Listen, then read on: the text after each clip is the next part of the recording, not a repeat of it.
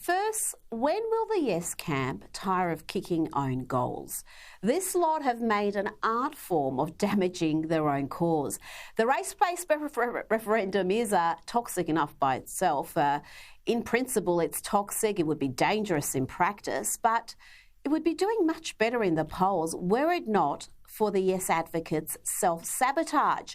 Take former current affair host Ray Martin's diatribe against those who do not want to entrench racial privilege and division into the Constitution. Speaking at an event attended by Prime Minister last week, Martin called no voters, particularly those who say if you don't know, vote no. Well, he called them dinosaurs and dickheads and claimed the details of the proposed constitutional change simply don't matter. Right? At this stage of the game, the details simply don't matter. They never did matter, honestly.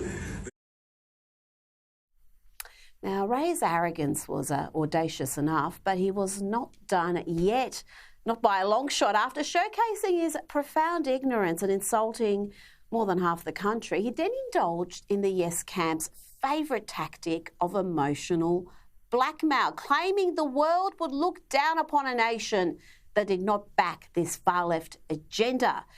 He said if you wake up on October 15 and Australia has voted no, what will the New York Times and the Times of London and the best media in Europe and Asia and South America, what would they say about us? Ladies and gentlemen, as a proud Australian, that doesn't bear thinking about, does it? The way the world sees us really does matter.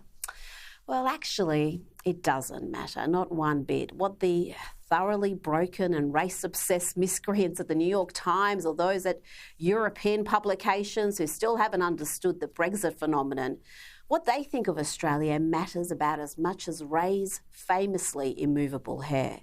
What does matter is that Anthony Albanese was at that speech and he called the speech powerful.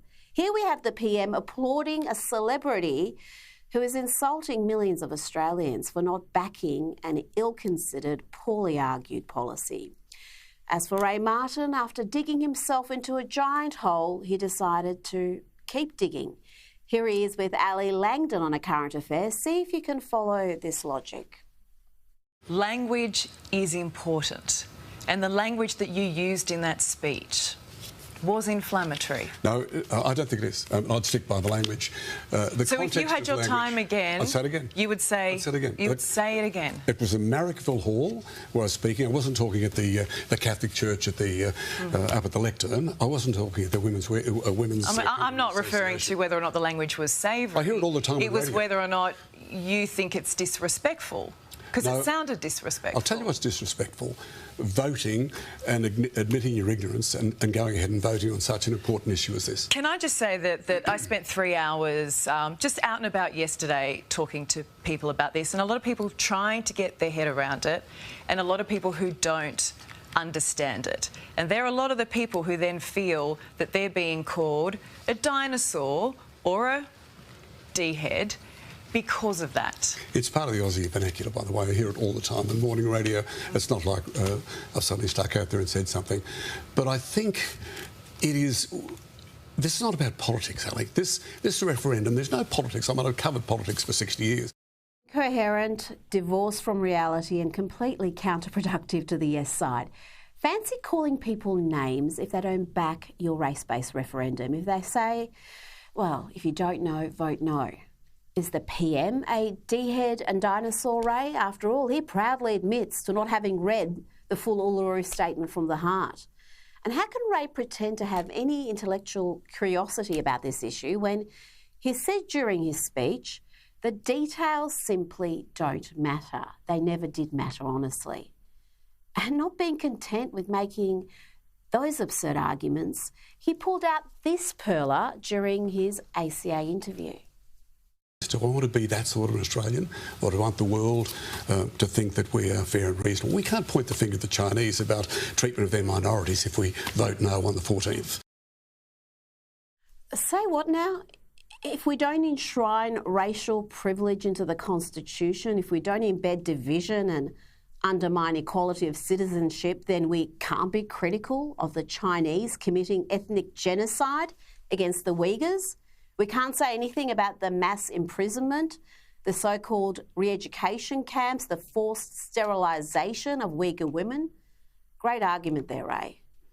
Of course, Ray Martin is not alone. We've heard from a number of celebrities, from former footballers Nathan Buckley and Adam Goodes to alleged comics Magda Szubanski and Wendy Harmer. But they're not doing their cause much good. Australians aren't fond of lectures from actors, musicians and athletes about matters of national importance, let alone a referendum seeking to change our nation's founding document. And so much of what we're hearing from the celebrity class really is just emotive nonsense, intellectually vacuous. It's clear that many of the celebs advocating for the race-based referendum are ignorant of the details of the proposal. Perhaps they should have listened to this piece of sage advice from comic genius Ricky Gervais. You're in no position to lecture the public about anything. You know nothing about the real world. Most of you spent less time in school than Greta Thunberg.